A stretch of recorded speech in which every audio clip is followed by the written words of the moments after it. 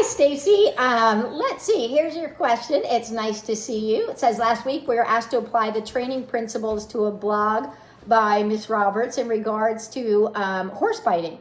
While researching articles, I came across one from ScienceDirect.com. The paper was about differential reinforcement. I found it interesting that if one ignores the unwanted behavior, rewards the wanted behavior instead. Rather, the opposite of training I have been exposed to in the past. Could you speak to how differential reinforcement works and what some obstacles might be? Thank you in advance for your time. Yes, Stacey. And I think the differential reinforcement, one of the things that I love about the science is the vernacular. I love the scientific terms. I love the things that are part of it. But I think one of the things it can also do sometimes is it can kind of over-mystify something that's kind of more simple, so to think about the differential reinforcement, really think of it like my hand's in a cast too. I've had surgery, chemo face stuff, but anyway, so I usually use my hand like scales, but think about it as scales that are out of balance. So if there's a lot of weight on this side of the scale, it means the reinforcement value is very high for whatever this behavior is. And in this case, let's think about it as biting. So the reinforcement history, whether it's getting something they want or avoiding something they don't want, is very high or very strong for the biting. So as we start to have the differential reinforcement, really what we're doing, we're starting to rebalance those scales and making it now, changing the reinforcement history, changing the reinforcement value, and making it more reinforcing to do the behavior that we're looking for. So we change their desire to want to do it. We're just saying you find that necessary for whatever reason. So what we're going to do is we're going to begin to change and rebalance that. Now, in that point, there is a point that it becomes, I think it's more tolerated than all the way changed, so let's say they're biting out of fear. And so they're worried about, or maybe they were, didn't have social time. So they like to bite as a stallion or whatever it might be. But let's say they're biting out of fear. So there's still fear there. So pretty soon they're going, maybe I don't need to bite. And so they're tolerating whatever maybe was triggering the biting. And so I think there's a point where it can look like it just starts to sway this way. And people think, great, we're good.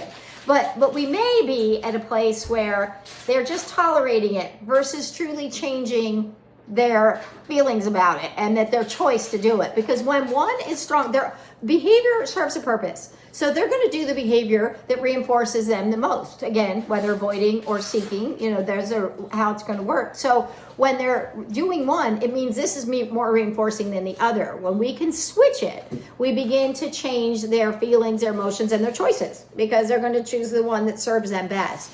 So I think what's tricky is in that in-between stage, we may get to a point where they're tolerating it and we may mistake that for actually being a stronger choice than it might be because we don't know what they're really thinking. But all we can really see is the behavior that comes from it.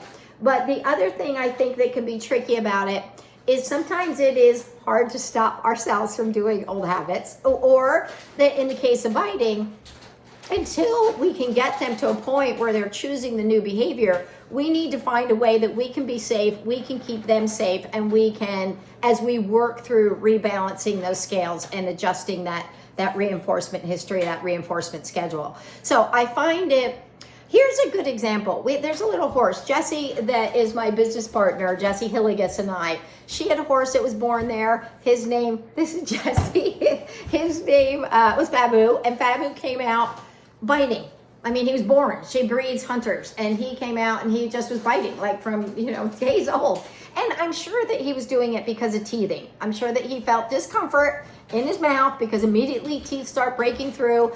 And so now what do people want to do? You typically want to stop that behavior because it can scare us. It's not a desirable behavior, but you got to kind of find a way to help redirect him to something that is the correct behavior. That little turning things around can be a tricky time because you're trying to redirect to the right thing so I can reinforce the right thing, but how do I get the right thing to happen? So with him, we could just kind of deflect his little self, but we knew he was itchy. So as soon as he'd settle down, we'd scratch his rear end. So then pretty soon he'd be coming up with his mouth open and then go, and he'd slow down to get scratched. So it became a way that the tricky part was that shifting, I think, was having to be a little either protected contact or having something that you can begin to change it. But the advantage was there was a time down the road from there, he was now being introduced to the rest of the herd, and his mom was with the herd, and he was a little standoffish of the herd, but he had no ill will or worry about humans. Humans were still a super big and good part of his life. So when he got worried about his mom being at the main and eating with everybody, he simply came over to us humans and felt safe. And so he was by now had learned, I don't just go eat the humans, but he could settle and feel some trust and relationship and safety with us. So we didn't immediately go into, humans are punishing, because that's what really the only option was before we understood more about behavior, in this way. But instead we could offer him something new and give him something helpful and creative to do.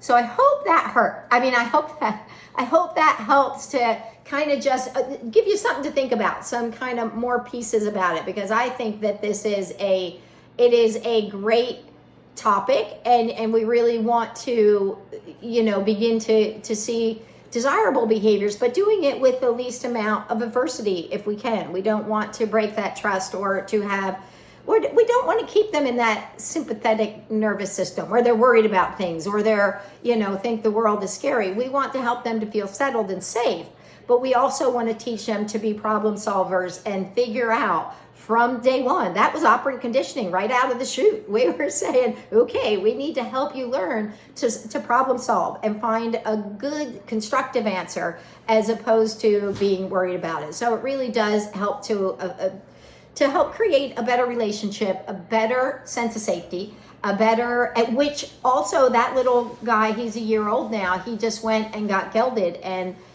he got gelded at home, and there was a complication and he had to go to Cornell because he had a giant hematoma, but he was very sensible and very settled because he was with humans, and he didn't look at it all as scary and unsafe. He was a very sensible little guy, and he is a very sensible little guy, even as a yearling still before he was even gelded. So I think those kind of ramifications really come back to help us to have a solid citizen and a solid relationship that we can count on. So their perspective of the world, this is one of the things that Robin talks about before, that Dr. Foster that I love, about their perspective of the world can be more optimistic. As opposed to thinking everything's scary, worrisome, escape and avoid, they can feel like, okay, there is safety, and they look at things with a little less apprehension and worry, like I might do something that I don't even understand and get punished, which could have happened early on. So that's just one example. There's a million. I love the differential reinforcement of an incompatible behavior, which is really the one I use the most. Anyway, so there you go. I hope that helps. All right, thank you. Oh, look, okay, Rebecca has one, too. Okay, I'm going to read Rebecca's, too.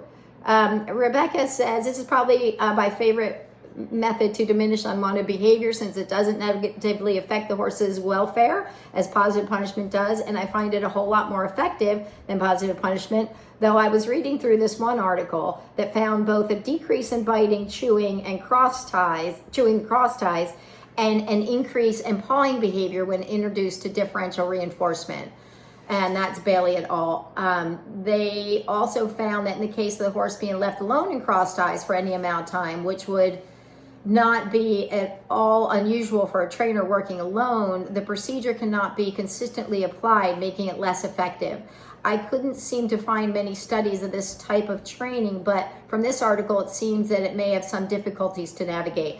You know what? And I think this is a good point, Rebecca, because I think any training takes some ingenuity on our part. You know what I mean? To do it well, we have to think through it and think, okay, how can I help you? And in the case of, I think, sometimes a horse is being left alone in the cross tie, that in the early stages there maybe is some separation anxiety. Maybe they're weaned young and they're worried about being alone. Who knows what they're bringing to the table, as it were. But I think if we stop and recognize, okay, they're struggling with something, so how can I help them? And I think if we do it in smaller increments and build it a little bit slower, I think we can do a lot to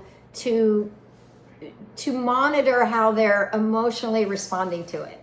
You know, because if it's still a lot, and sometimes we can just think, it's just standing in the cross ties, you're in your barn aisle. But if they're worried about it, they're worried about it. It's their reality, and we have to go, okay, well, ideally, I think that I would like to be able to go, okay, well then, let me help you. Let's do this in smaller bits or whatever it is. So I think sometimes if we can take more information in, knowing their history or something, we can really help it. But sometimes we just don't know. You know, was it, you know, there's so many facets to the behavior studies that I think it makes it challenging. Anyway, so I think that this is a great topic. It's one that I quite like.